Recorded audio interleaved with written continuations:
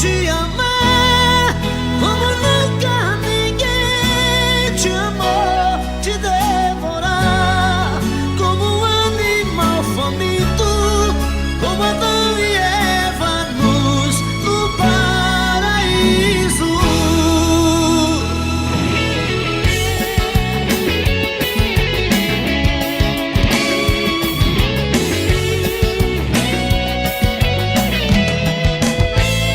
Eu sei que você não